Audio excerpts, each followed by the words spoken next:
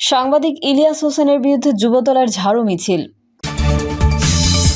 27.5 টাকা দরে এলো 1900 টন ভারতীয় আলু। জানাবো 10 ট্রাক অস্ত্র মামলা, জামায়াতের প্রয়াত আমিরকে মৃত্যুদণ্ড ও অর্থদণ্ড থেকে খালাস। 25 সালে ভোটের সিদ্ধান্তে অনড় বিএনপি, দিতে হবে সুস্পষ্ট রোডম্যাপ। এবং সর্বশেষ জানাবো ব্যবসায়ীরা খুব শক্তিশালী, সেটা ভাঙা সহজ না, বললেন অর্থ উপদেষ্টা। এতক্ষণ শুনছিলেন সংবাদ শিরোনাম, এবারে বিস্তারিত। তবে তার আগে অনুরোধ থাকবে আমাদের চ্যানেলটি সাবস্ক্রাইব করে বেল আইকনটি ক্লিক করুন। সাংবাদিক ইলিয়াস হোসেনের বিরুদ্ধে যুবদলের ঝাড়ু মিছিল। প্রবাসী সাংবাদিক ইলিয়াস হোসেনের বিরুদ্ধে ঝাড়ু মিছিল করেছে ফরিদপুরের নগরকান্দা উপজেলা যুবদল। বিএনপি সাংগঠনিক সম্পাদক শামা ওবায়দ ইসলাম রিঙ্কুকে নিয়ে ভিত্তিহীন বিভ্রান্তমূলক সংবাদ প্রচারের প্রতিবাদে এই ঝাড়ু মিছিল করা হয়। বুধবার সকালে নগরকান্দা সদর বাজার থেকে যুবদলের নেতাকর্মীরা একটি ঝাড়ু মিছিল বের করে শহরের প্রধান প্রধান সড়ক প্রদক্ষিণ করে উপজেলা পরিষদের সামনে গিয়ে সমাবেশ করে। সেখানে সংক্ষিপ্ত সমাবেশের মাধ্যমে কর্মসূচি শেষ করা হয়। এই সময় তারা শামা ওবায়দকে নিয়ে মিথ্যা অপপ্রচারের দায়ে সাংবাদিক ইলিয়াস হোসেনকে প্রকাশ্যে ক্ষমা চাওয়ার আহ্বান জানান। 27.5 টাকা দরে এলো 1900 টন ভারতীয় আলু। ভারত থেকে দ্বিতীয় চালানে আরও 1900 টন আলু যশোরের বেনাপোল বন্দরে পৌঁছেছে। মঙ্গলবার সন্ধ্যায় ভারতের পেট্রোপল বন্দর দিয়ে 42টি ওয়াগনে করে আলুর চালানটি বাংলাদেশে প্রবেশ করে বলে জানান বেনাপোলের C&F agent logistic service private লিমিটেডের প্রতিনিধি ফারুক ইকবাল ডাবলু। তিনি জানান, ভারত থেকে ট্রেনের একটি র্যাকে 1900 টন আলু আমদানি হয়েছে। পণ্য চালানটি কাস্টমস থেকে ছাড় করে আনলোডের জন্য যশোরের নাওয়াপাড়ায় পাঠানো হয়েছে। নাওয়াপাড়া থেকে আলুগুলো ঢাকা, রাজশাহী, যশোর, চট্টগ্রাম সহ দেশের বিভিন্ন জায়গায় পাঠানো হবে। জানা গেছে, ভারতের মালদার রপ্তানিকারক প্রতিষ্ঠান ডিলাক্স ইন্টারন্যাশনাল আলুর চালানটি রপ্তানি করেছে। আমদানিকারক চাঁপাইনবাবগঞ্জের সাজ্জাদ এন্টারপ্রাইজ। পণ্য চালানটির আমদানি মূল্য $4,37,000 মার্কিন। আমদানি টাকার প্রতি কেজি আলুর দাম পড়েছে প্রায় 27.5 টাকা। 10 ট্রাক অস্ত্র মামলা, জামায়াতের প্রয়াত আমিরকে মৃত্যুদণ্ড ও অর্থদণ্ড থেকে খালাস। জামায়াতে ইসলামের প্রয়াত আমির মাওলানা মতিউর রহমান নিজামীকে বহুল আলোচিত চট্টগ্রামের 10 ট্রাক অস্ত্র চোরাচালানের মামলায় মৃত্যুদণ্ড ও অর্থদণ্ড থেকে খালাস দিয়েছে হাইকোর্ট। বুধবার বিচারপতি মোস্তফা জামান ইসলাম ও বিচারপতি নাসরিন আক্তারের সমন্বয়ে গঠিত হাইকোর্ট বেঞ্চ এই রায় ঘোষণা করেছেন। মাওলানা নিজামীর ছেলে ব্যারিস্টার নাজিব মোমেন বলেন, মাওলানা নিজামী যে রাজনৈতিক প্রতিহিংসার শিকার হয়েছিলেন, আজকের রায়ে তা আবারও প্রমাণ হলো। বহুল আলোচিত এই অস্ত্র চোরাচালানের এই মামলায় সাবেক স্বরাষ্ট্র প্রতিমন্ত্রী লুৎফুজ্জামান বাবর সহ 7 আসামিকে মৃত্যুদণ্ড থেকে খালাস দিয়েছেন হাইকোর্ট। এছাড়া উলফার সামরিক কমান্ডার পরেশ বড়ুয়াকে মৃত্যুদণ্ড থেকে যাবজ্জীবন দণ্ড দেওয়া হয়েছে। উল্লেখ্য, 2004 সালের 1 এপ্রিল চট্টগ্রামের CUFL ঘাট থেকে আটক করা হয় 10 ট্রাক অস্ত্রের চালান। এই নিয়ে বন্দরনগরীর কর্ণফুলী থানায় অস্ত্র আইন ও বিশেষ ক্ষমতা আইনে চোরাচালানের অভিযোগ এনে 2টি মামলা দায়ের করা হয়। 2025 সালের ভোটের সিদ্ধান্তে অনড় বিএনপি, দিতে হবে সুস্পষ্ট রোডম্যাপ। আগামী বছর 2025 সালের মাঝামাঝি ত্রয়োদশ জাতীয় সংসদ নির্বাচন চায় দেশের অন্যতম প্রধান রাজনৈতিক দল বিএনপি। বিএনপির পাশাপাশি অধিকাংশ রাজনৈতিক দলেরও একই চাওয়া, 2025 সালের শেষের দিক থেকে 2026 সালের প্রথমার্ধের মধ্যে নির্বাচনের সময় নির্ধারণ করা যায়। নির্বাচন নিয়ে প্রধান উপদেষ্টা ডক্টর মোহাম্মদ ইউনূসের এমন বক্তব্যকে সাধুবাদ জানালেও দলগুলোর পক্ষ থেকে বলা হচ্ছে, নির্বাচন নিয়ে জনমনে যেই সংশয় তৈরি হয়েছে, এই ঘোষণায় তা কাটবে না। প্রয়োজনীয় সংস্কার ও নির্বাচনের সময়ের প্রশ্নে সুনির্দিষ্ট রোডম্যাপ ঘোষণা করতে হবে। বিএনপির দায়িত্বশীলরা বলছেন, উপদেষ্টার বক্তব্যে পুরোপুরি সন্তুষ্ট নন তারা। অন্তর্বর্তী সরকার দেশকে নির্বাচনমুখী করতে না পারলে দেশবিরোধী নানা ধরনের অপপ্রচার, ষড়যন্ত্র অব্যাহত থাকবে। পতিত সরকার দেশ অস্থিতিশীল করার চেষ্টা চালাবে। বিএনপি মনে করে, আগামী বছরের প্রথমার্ধে প্রয়োজনীয় সংস্কার কার্যক্রম শেষ করে পরবর্তী 3 থেকে 4 মাসের মধ্যে নির্বাচন অনুষ্ঠান সম্ভব। সর্বোচ্চ 2025 সালের শেষ নাগাদ হলে তাতে আপত্তি থাকবে না। তবে নির্বাচন 2026 সালে গেলে সেটি হবে দীর্ঘ সময়। এর মধ্যে দিয়ে সময় ক্ষেপণ হবে, যেটি কাম্য নয়। বিএনপি সিনিয়র নেতাদের অভিমত, সংস্কার একটি চলমান প্রক্রিয়া।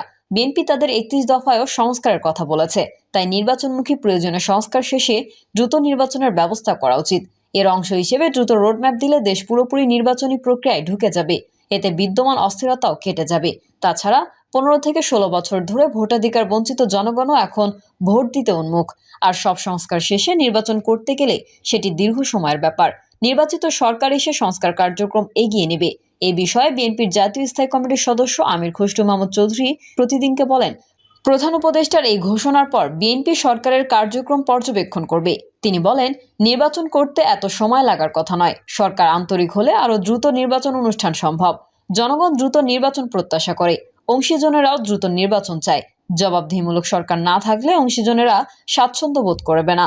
বিএনপির জাতীয় স্থায়ী কমিটির সদস্য সালাউদ্দিন আহমেদ বলেন, প্রধান উপদেষ্টা নির্বাচনের একটি ধারণা দিয়েছেন, কিন্তু বিএনপি ধারণা নয়, নির্দিষ্ট রোডম্যাপ চায়। তিনি বলেন, সংস্কার যুগ যুগ ধরে চলবে, এটা নতুন কিছু নয়।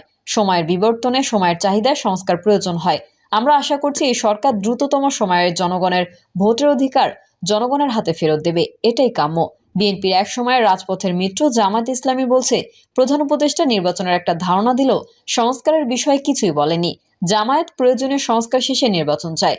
দলটির সহকারী সেক্রেটারি জেনারেল হামিদুর রহমান আজাদ বলেন, আমরা প্রয়োজনীয় সংস্কার শেষে নির্বাচন চাই।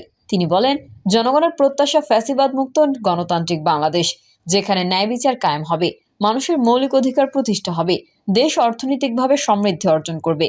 এসব নিশ্চিত করতে হলে অবশ্যই বিগত সরকারের প্রতিটি সেক্টরের অনিয়ম, দুর্নীতি সহ নির্বাচন ব্যবস্থা সংস্কার করতে হবে।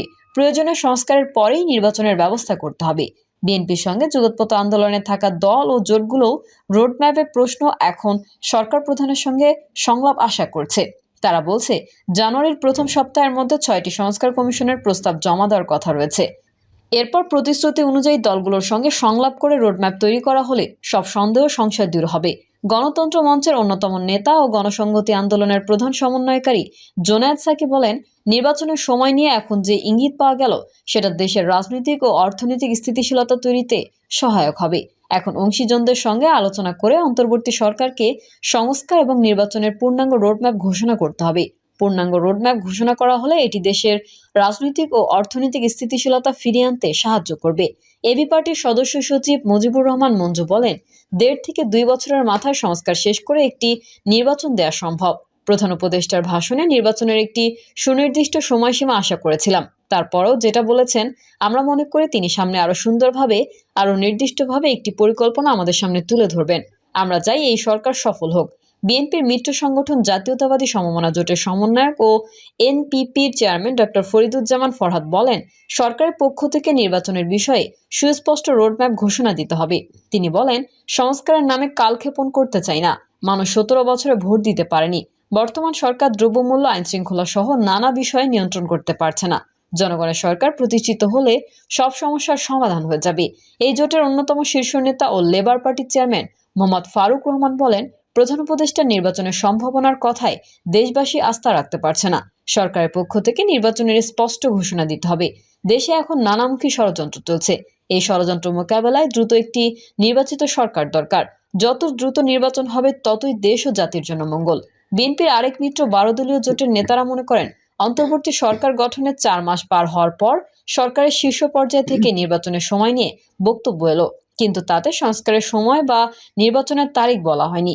এই জোটের মুখপাত্র শাহাদাত হোসেন বলেন, এখন দ্রুত নির্বাচনের তারিখ ঘোষণা করা প্রয়োজন। তারা সহ অনেক দল 2025 সালের জুনের মধ্যে নির্বাচন চায়। তারা মনে করেন, সংস্কার করবে রাজনৈতিক সরকার। ব্যবসায়ীরা খুব শক্তিশালী, সেটা ভাঙা সহজ না, বললেন অর্থ উপদেষ্টা। ব্যবসায়ীদের সিন্ডিকেট কি অনেক বেশি শক্তিশালী? সাংবাদিকদের এমন প্রশ্নের জবাবে অর্থ উপদেষ্টা ডক্টর সালাউদ্দিন আহমেদ বলেছেন, সিন্ডিকেট না বলে বলুন, ব্যবসায়ী যারা আছে তারা খুব শক্তিশালী। ব্যবসায়ীদের মধ্যে খুব বড় ব্যবসায়ী, মাঝারি, আমদানিকারক, সরবরাহকারী, এজেন্ট আছে। এটা একটা কমপ্লেক্স, যেটা ভাঙা সহজ না। অর্থ উপদেষ্টা বলেন, সবাইকে যদি আমরা একসঙ্গে ধরি, তাহলে দেখবেন বাজারে এর থেকে আরো বেশি প্রভাব পড়বে। আমরা চাই সবাই ব্যবসা করুক, তবে অতিরিক্ত লাভ করুক তা আমরা চাই না। আমরা চাচ্ছি আমাদের দিক থেকে সরবরাহটা থাকুক, যাতে ব্যবসায়ীদের একটা মেসেজ যায়। ডক্টর সালাউদ্দিন বলেন, আমরা পণ্য সরবরাহ নিশ্চিত করতে চাই। আজকে সার, সয়াবিন তেল, চাল, মসুর ডাল ক্রয়ের অনুমোদন দিয়েছি। এতে সয়াবিনের দাম সহনীয় হতে পারে।